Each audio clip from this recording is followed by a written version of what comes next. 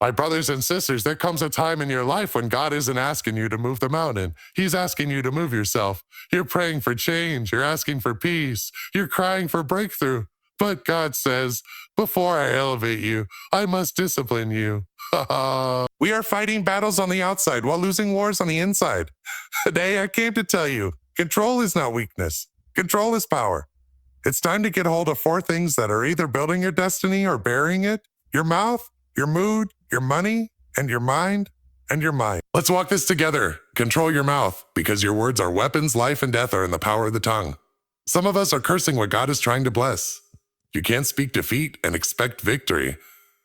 You can't gossip on Monday and worship on Sunday and expect your words to carry weight in the spirit. Speak life, speak truth, speak healing. Your mouth is not a microphone for your emotions. It's a tool for your destiny. Control your mood, because feelings make terrible leaders. You can't build a stable life on unstable emotions. You let a bad day become a bad attitude, and a bad attitude becomes a bad life. Don't give your mood the steering wheel. Hand it over to the Holy Spirit. Maturity is when you feel like acting out, but you choose to stand still. Peace is not the absence of emotion. It's the presence of discipline. Control your money, because stewardship prepares you for increase. Stop asking for overflow while leaking through holes of impulsiveness. You don't need more money. You need more management. You're praying for financial blessing, but God is waiting on you to respect what you already have. Budget, tithe, so wisely. God won't send rain where you don't have containers ready. Control your mind, because battles are won or lost in the mind first. Your mind is the battlefield, not your bank account, not your job, not your relationship. As a man thinks in his heart, so is he. Stop renting out space in your head to fear, insecurity, and the lies of your past. Renew your mind daily. Guard your thoughts. If you control your thoughts, you can control your future. Discipline is a doorway, not a prison. Don't mistake boundaries for bondage. God isn't trying to limit you. He's trying to liberate you. He's trying to liberate you. When you learn to say no to distractions, you're saying yes to destiny. Control doesn't shrink your life. It stretches your capacity to carry greatness. Freedom comes through surrender. Let me tell you something radical. Control doesn't mean self-sufficiency. It means surrender. It means giving God the reins and aligning your life to his order. When you get your mouth in line, your mood in check, your money in order, and your mind renewed, God can trust you with what you've been praying for. So I dare you today. Open your mouth with purpose. Manage your emotions with wisdom. Handle your money with vision. Discipline your mind with truth. And watch God release favor like you've never seen. Control yourself, because what's coming next demands maturity, not just desire. Have you ever thought about how powerful your words really are? The things you say every day, the conversations you have with others, and even the private thoughts you speak to yourself, all of it matters more than you may realize.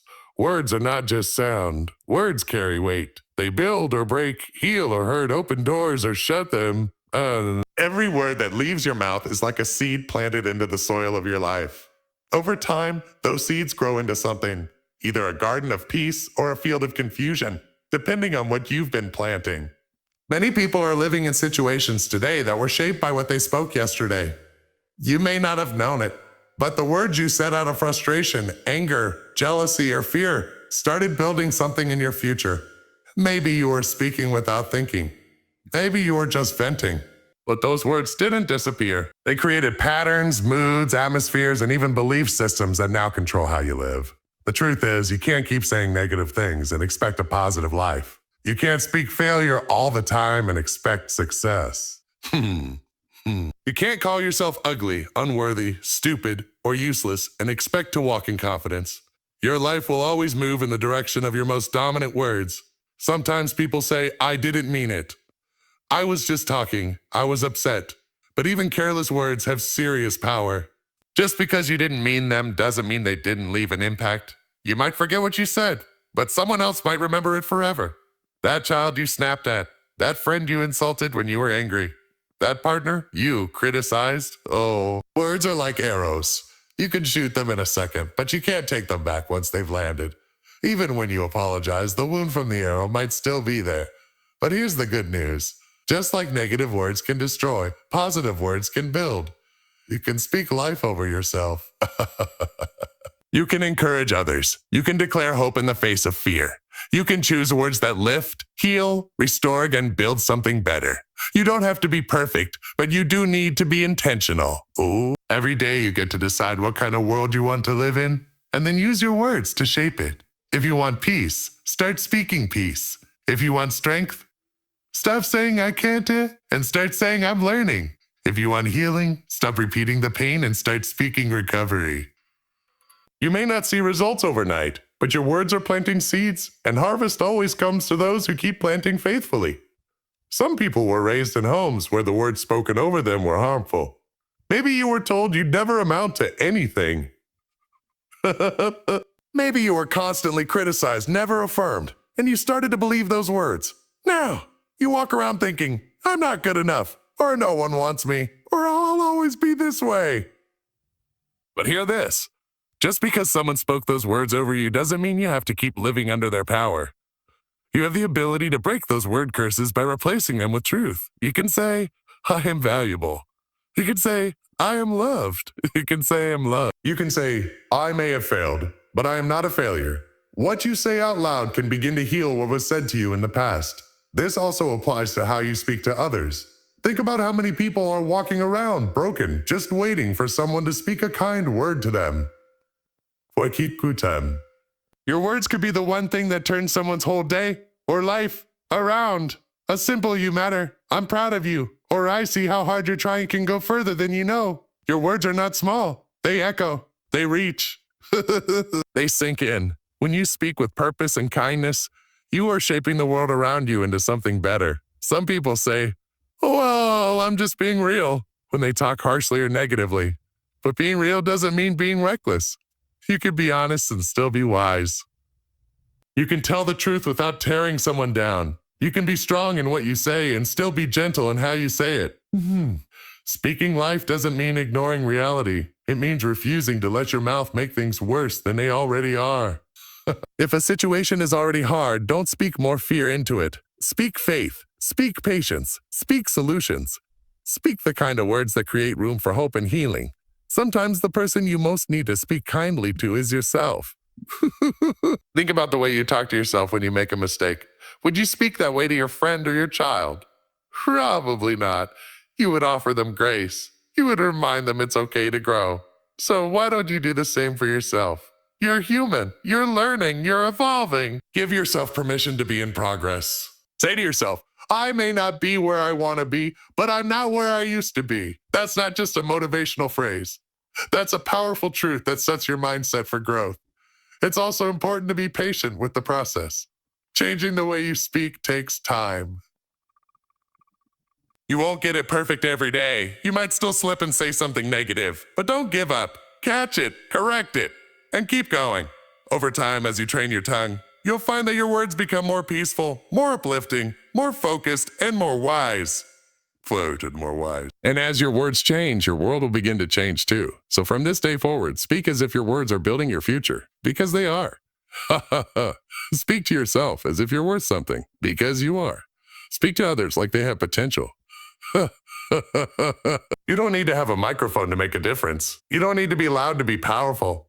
You just need to be aware that your words matter and use them like a builder uses bricks. Carefully, intentionally, and with vision. Your world is not shaped by chance. It's shaped by choice. It's shaped by choice. And one of the greatest choices you make every day is how you use your words. Choose wisely. Speak life. Build well. Have you ever made a decision when you were angry, sad, scared, or excited, and later wished you had waited? That's because emotions, while they are real and important, do not make good leaders. Emotions are part of being human. We all have them. They help us feel deeply, connect with others, and understand our experiences. But emotions are not designed to lead our lives. They're signals, not steering wheels. They are messengers, not masters. When we let emotions take control, we often go down paths we never meant to follow. There are moments when we feel something so strongly that we think it must be true. For example, you might feel like you're not good enough. You're not good enough. That feeling is powerful. It can make you want to give up, hide, or stop trying. But just because you feel that way doesn't mean it's the truth. Feelings are not always facts. They shift and change with time, experience, and even small things like how much sleep you got or what someone said to you in passing. That's why it's dangerous to let them lead your choices, your words, and your actions. Imagine driving a car and letting a child sit behind the wheel. The child might be full of energy, imagination, and excitement, but that doesn't mean they're ready to drive.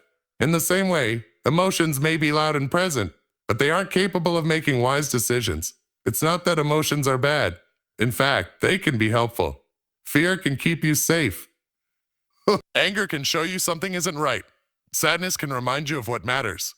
But when those feelings take over and start driving your life, they can pull you away from peace, wisdom, and stability. Think about how easy it is to say something you regret when you're upset. In a moment of frustration, you might snap at someone, say something hurtful, or make a harsh decision. Later, when the emotion passes, you wish you could take it back. That's because emotions are temporary, but the damage they can cause when they're in control can be long-lasting. You might forgive, but you can't always erase the effective words said in anger or decisions made in fear. That's why it's so important to pause, breathe, and think before reacting. Some people think that following your emotions is the same as being true to yourself. But being true to yourself doesn't mean letting your feelings run wild. It means being wise enough to feel your emotions, understand them, and still choose what's right. You can be honest about how you feel without letting that feeling make your decisions for you. For example, you can admit, I feel jealous, but still choose to be kind. You can say, I feel afraid, but still take the next step forward. That's maturity. That's strength. That's real leadership, not by your feelings, but by your values. There are also times when emotions can lie to us. Have you ever felt unloved when you were actually surrounded by people who care? Or felt like a failure even though you've achieved so much? That's what emotions can do. They color your thinking, blur your vision, and make everything seem worse or better than it really is. That's why we can't trust them to lead. Instead, we need to lead them. That doesn't mean you ignore your emotions. It means you recognize them, listen to them, and then choose your response with wisdom, not impulse. This kind of emotional self-control doesn't happen overnight. It takes practice. You might not always get it right, and that's okay. What matters is that you try to be aware. When you feel a strong emotion rising, ask yourself, is this the right time to act, or do I need to wait? Often, a few minutes of calm thinking can save you from days of regret. Count to 10. Take a walk. Talk to someone you trust. Write down your feelings before speaking. These small steps can help you take back control when your emotions are trying to take over. Another important part of not letting emotions lead is having something stronger to lead you instead. That could be your faith, your values, your purpose, or your long-term goals. When you know what you stand for, you can make decisions based on who you want to be, not just how you feel in the moment. If you want to be kind, then choose kindness even when you feel angry. If you want to grow, then keep learning even when you feel discouraged. If you want peace, then choose peace even when you feel hurt. Leading with your values will always take you further than leading with your feelings. In relationships, this is especially true. If we always act on our emotions, we can damage the people we care about. 1 minute we're loving, the next we're cold. One day we're supportive, the next we're distant. That kind of emotional instability makes it hard for others to trust us. But when we choose to respond with calm and consistency, even when emotions are strong, we become safe places for others. We become dependable, strong, and wise. Not perfect, but steady. And that steadiness is something the world desperately needs. There's a saying that goes, don't make permanent decisions based on temporary feelings. That's one of the wisest pieces of advice you'll ever hear. Don't quit your job just because you had one bad day. Don't end a friendship over one disagreement. Don't give up on your dreams just because you're tired or discouraged right now. Let the emotion pass, then decide. Most of the time when the storm of emotion calms down, you'll see things more clearly. You are not weak for having emotions. You are human. You are not wrong for feeling deeply. In fact, feeling is a sign that you're alive and open, but you are stronger than your feelings. You don't have to be led by every wave that comes your way. You can stand firm. You can pause. You can choose your response. You can learn to lead your emotions instead of letting them lead you. And when you do, you'll find more peace, more clarity, and more power than you ever knew was possible. So the next time your emotions rise up, don't let them drive. Don't let them take over your thoughts, your actions, or your voice. Sit with them. Understand them. Then make your decision with wisdom, not just with feeling. Your emotions are a part of you, but they are not the leader of your life. That job belongs to you, and you are fully capable of leading with strength, grace, and wisdom, one choice at a time. Everyone wants more money. People pray for it, work hard for it, dream about it, and even stress over it. We often say, if I just had more money, everything would be better. But the truth is, more money doesn't always solve money problems. In fact, if you don't have the wisdom to handle what you already have, more money might only bring more trouble. That's why real financial increase begins not with more money, but with more wisdom. You see, many people believe their lives would change if they had a bigger paycheck, won the lottery, or received a surprise blessing. Either way, yeah. And while that might help for a short time, if there's no wisdom behind it, the money won't stay. We've all heard stories of people who got rich quickly, through sports fame or inheritance, only to lose everything. Why does that happen? Because money is a tool, not a teacher. It doesn't tell you what to do. It follows your decisions. So if your habits are careless, if your spending is emotional, and if your choices are rushed, more money will only multiply those problems. Wisdom is what teaches you how to make money, how to keep money, and how to use it in a way that brings peace instead of pressure. Financial wisdom starts with understanding that money isn't just for spending. It's also for managing, planning, saving, and giving. Many people work very hard but still live paycheck to paycheck, not because they don't earn enough, but because they haven't learned how to handle what they earn. That's not something to be ashamed of. It's something to grow in. Just like you learn how to drive a car, cook a meal, or do a job, you can also learn how to manage your money. It starts with simple choices. Do you know where your money is going each month? Do you write it down or track it in any way? Many people are shocked when they look closely and realize how much they spend on things they don't really need. A few small expenses each week, coffee, snacks, subscriptions, can quietly add up to a large amount by the end of the month. Being wise with money doesn't mean you never enjoy it. It just means you're aware. You're in control, not your impulses. Another part of financial wisdom is learning how to wait. In today's world, we want everything fast. If we see something we like, we want to buy it now. If we feel tired or stressed, we use shopping to feel better. But wise people learn the value of waiting. They know how to say, a not now, or a let me think about it, or I'll say for this. Waiting doesn't mean denying yourself forever. It means preparing yourself to enjoy something without guilt or debt. If you can learn to pause before you spend, you'll begin to build a life with fewer regrets and more security.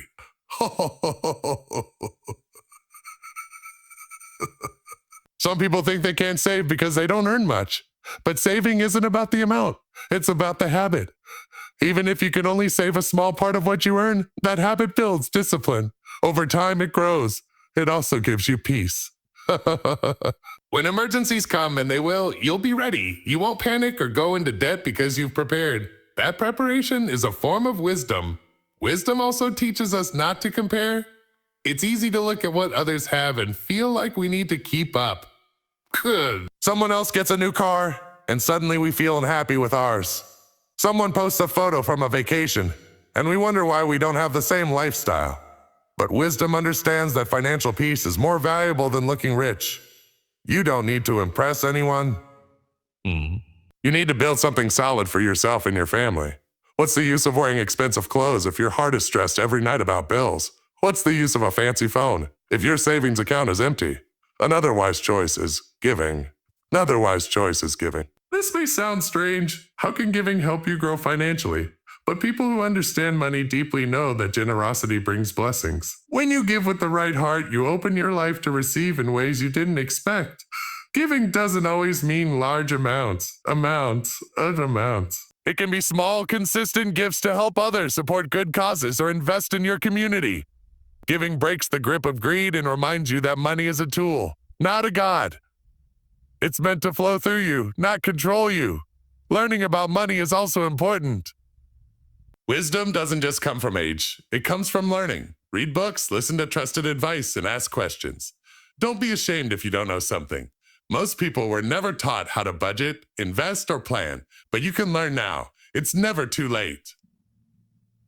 Even small steps like understanding how credit works, how interest grows, or how to set financial goals can completely change your financial future. Sometimes people say, well, I don't have time to worry about all that.